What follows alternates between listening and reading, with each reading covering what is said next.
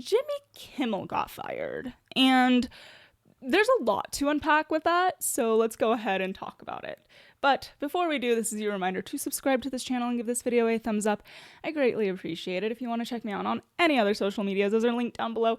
As always, I post short form content on that, if that is something you are interested in. And without any further ado, let's dive right in.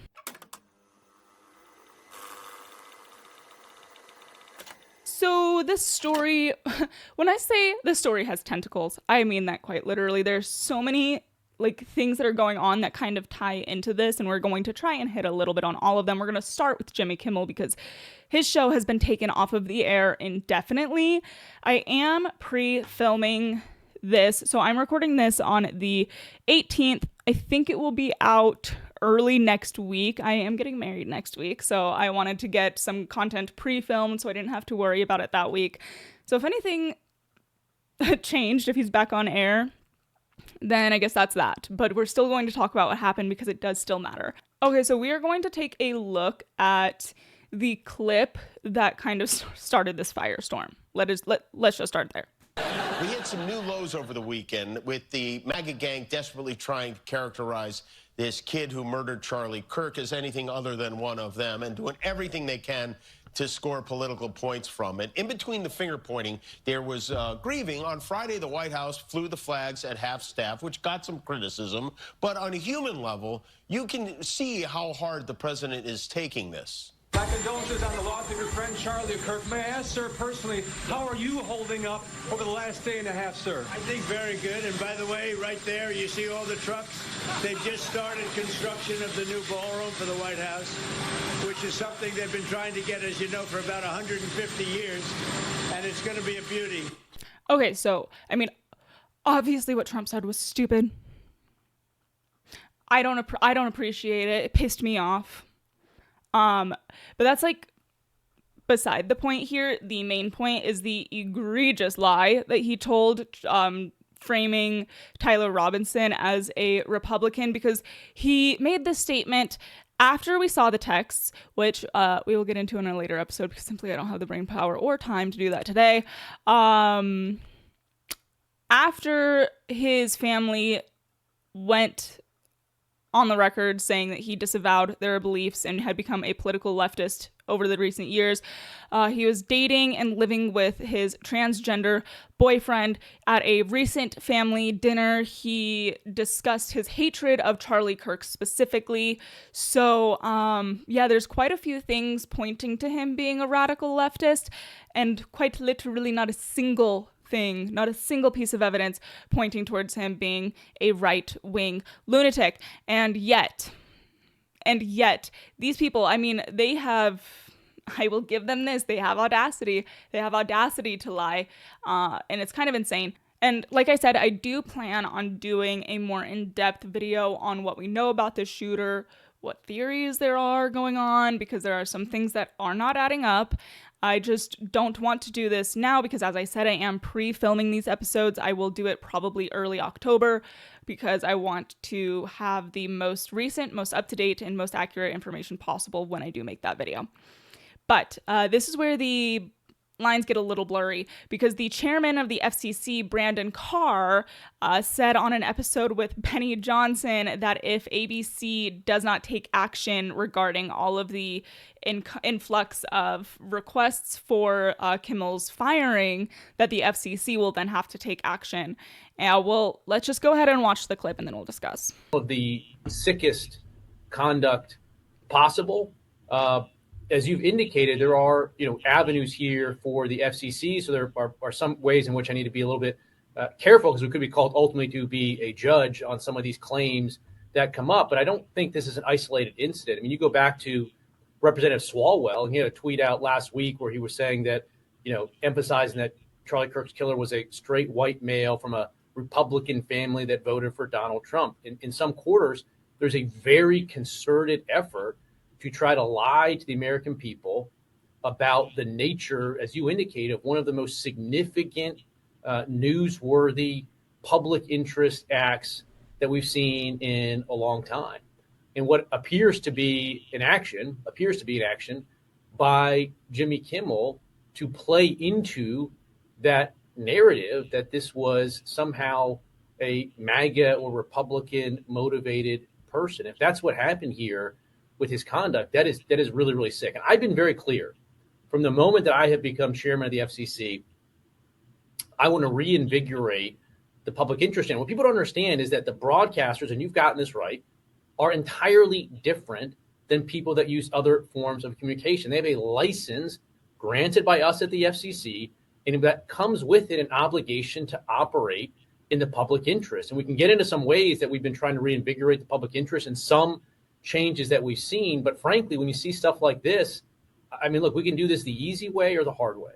These companies can find ways to change conduct, to take action, frankly, on Kimmel, or there's going to be additional work for the FCC ahead. Okay, so a couple of things. I would like to know, like, a straightforward black and white definition of public interest, because my fear, and the rightful fear, is Republicans aren't always going to hold power. And when you set a precedent, it can be used by the other side against you. That's always the thing at the forefront of my mind. The First Amendment protects you from governmental action. The FCC is a federal actor. Therefore, saying do this or else is definitely governmental pressure. Now, some such as Megyn Kelly made a point on her X. Let's actually go ahead and look at that. Okay, so she says, I'm not sure who needs to hear this, but Jimmy Kimmel got on the air and falsely stated as a fact that Charlie Kirk's killer was MAGA, smearing an entire movement and Trump in particular with a vile, disgusting lie, and at a time when the threat against those on the right is at an all-time high. She lists all of the evidence to the contrary there, then says this was an intentional lie to gin up hatred towards the very group of people most suffering in the wake of our devastating loss of Charlie, and Kimmel did it willfully and even gleefully to a cheering, complicit audience. Any employer and media would see how depraved and sick this was. In 2021, ABC fired Chris Harrison for saying maybe we should judge a Bachelorette contestant's attendance years earlier at an antebellum party by what was considered offensive at the time. Fired. His career never recovered. The left doesn't believe ABC was genuinely horrified by Kimmel and instead attributes this to the FCC threat, which was what we just watched from Carr, because even they know ABC doesn't have a moral core. But what the left doesn't seem to understand and needs to hear is that MAGA has fucking had it. We are angry. We are incensed. Watching the left smear us, our people literally getting some of our friends killed, not to mention our president nearly shot and nearly assassinated again weeks later, and then lying about it. Trump faked his injury. He wasn't actually shot. We have no idea what the motives were, blah, blah, blah, blah, blah. We've heard it all. I have zero doubt ABC was overwhelmed with absolutely furious calls, comments, emails from truly fed up viewers, and knew it had crossed a deadly serious line. In short, good riddance. So these are the two countering narratives, is that he got fired because of the FCC threat, or that he got fired because of mounting pressure on ABC and Disney. It really could go either way. I do agree with Megan that it is completely plausible that they just received such an influx of complaints about this because people truly are fed up. I've never seen the right riled up quite like this before. However, the FCC involvement makes it unnecessarily messy, and I truly, truly wish it hadn't happened because it gives the left something to point to. It does, and this would be much more clean cut and clear had that not happened, because you can't deny the fact that that was a threat, that he was saying do this or else, and we won't ever know for sure. And I think that in the light of, we're going to talk about the popular Twitch streamer Destiny here in a moment, and I think that the public fury is at such a level to where Kimmel could have very easily gotten fired based on that alone, and it's my personal preference that this hadn't happened. It gets too close to a line that I'm not willing to cross, and it makes things too blurry. I don't like it. It's far too similar to the Biden administration getting their grimy little hands all over big tech with COVID censorship in 2020. It's a double standard that I will not hold. Now, Carr does make a point that there could be a case here because Kimmel lied. I don't know about the legal standing of that, because I believe that for libel, it has to be directed at a specific person. It wasn't. So I don't know. I don't know enough about that particular point, but largely speaking, there was a large threat towards broadcasters at large. Because part of what happened was that certain broadcasters were refusing to air the show, which ultimately forced ABC to take Kimmel off of the air. So yeah, now I do want to move into popular streamer Destiny, because he's been making some wild claims. If you don't know who this guy is, he is just one sick fuck. Like, he is the most disgusting, vile human being, I think. He lets his wife other men in front of him, and he's just nasty. So we're going to go ahead and take a look at a couple of things that he has said recently, and then discuss the fallout of that, and kind of have a free speech conversation talking about if he should or should not be allowed to say these things. Let's go ahead and check it out. You need conservatives to be afraid of getting killed when they go to events, so that they look to their leadership to turn down the temperature. The issue is, right now, they don't feel like there's any fear. Like, I don't know. It's like memes. It's just memes to everybody, I guess. I don't know, bro. I don't know. I don't care. I'm playing video games. Okay, I'm done today. I don't give a fuck. God, it's gonna be so fucking gay if I get killed in the next fucking 2 months of shit I'm doing. Well, the cuck shit out here. Please don't anybody make any actual fucking, the most cucked, weak ass, fucking bullshit ass speeches on my side. God, if it happens, holy shit, I'm gonna make a death note before I go out to go live and not. God, it's so cucked. The irony of Destiny talking about cucked is like, it's ridiculous. But yeah, he said there, conservatives need to be afraid. They need to fear for their lives, so that they call on their leadership to tone down the rhetoric. And it's just like, I actually don't know that I have words to express the levels of hypocrisy just drenching in that statement. You think that the conservative movements, conservative speakers, need to feel fear for their lives, so they'll call on their leadership to tone down political rhetoric. All the while, you are calling for conservatives to fear for their lives, and you don't think that that has anything to do with toning down the rhetoric. We're gonna check out one more clip before we get into like the serious conversation here. They're not. I think that liberals need to wake up and finally realize that if they're not willing to do it, it will never come down. If you wanted Charlie Kirk to be alive, Donald Trump shouldn't have been president for the second term.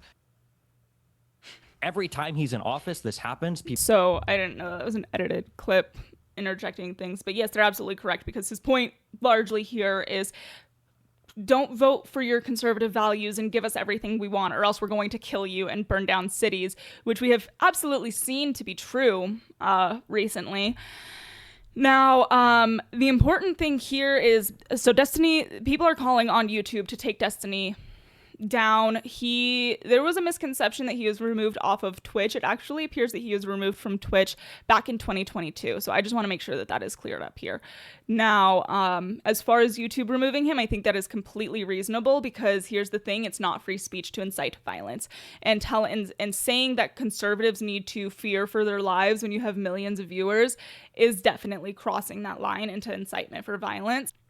Now, there's also been a lot of conversation about conservatives advocating for the same cancel culture that they have been advocating against for the longest time. And to that, frankly, all I have to say is live by the sword, die by the sword. The people who are losing their jobs right now, Destiny included, are the exact same people who would either A, pull up old tweets to get somebody fired, or B, call somebody's employer over something that they just did to get people fired. Now, truth be told, it's not something that I'm fond of, and I wish that we didn't live in a society that engaged in such behaviors, but we do. And I'm frankly tired of sitting down like a dog and taking it. And it's time that these people get a taste of their own fucking medicine. I am done. I am done not fighting back. And I want to be abundantly clear when I say fighting back. I mean with words. I mean speaking up louder. I mean, if you're going to say something stupid, your employer might get a call, because I am done at this being a one-way street. It's not anymore. It's going both ways. And they're not loving it so much. They're not loving it so much. In fact, they're crying like little bitches. And I love it. I love it. Where's my leftist tears cup, frankly? So I want to be clear that what is happening to Destiny if he does get removed from YouTube is not a free speech conversation, because it was a clear incitement to violence. And need I remind you who this is? He's the same guy who said that Corey Competore, the firefighter who got killed at the Trump rally when Trump got shot, he said that he deserved it because he was a racist. I have that clip here. I'm not actually going to play it because it's so sickening. But the First Amendment protects you from governmental intervention. This is what we were talking about earlier. It does not protect you from societal consequences. Say stupid shit, win stupid prizes. And I would love to live in a society where you could just run your mouth. Now, of course, there is always the element of if an employer sees that you said something and that's not something that is up to their standards or the beliefs of their company, they are absolutely within their rights to let you go.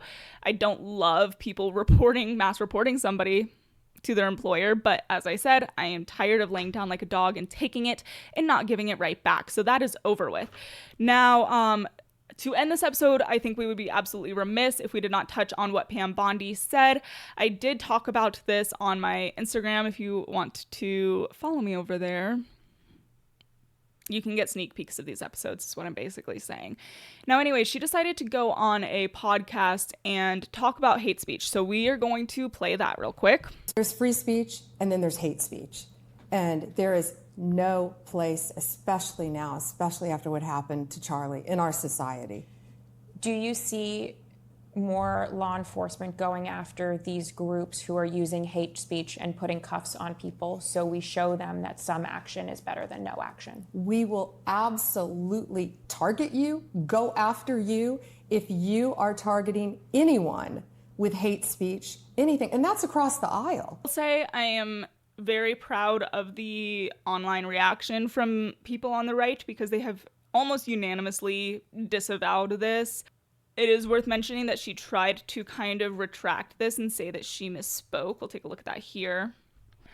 But the first words in this statement are hate speech, and personally, get rid of it. Don't use the word hate speech. It doesn't exist. Just say speech. Speech that crosses the line into violence is not protected by the First Amendment. Of course, that's true. That has always been true. She ends this statement, though, by saying, "We will never be silenced, not for our families, not for our freedoms, and not for Charlie. His legacy will not be erased by fear or intimidation." I just want to pull this up because this has been also circulating. This tweet from Charlie Kirk that says, "Hate speech does not exist legally in America. There's ugly speech, there's gross speech, there's evil speech, and all of that is protected by the First Amendment. Keep America free." And he is obviously very correct.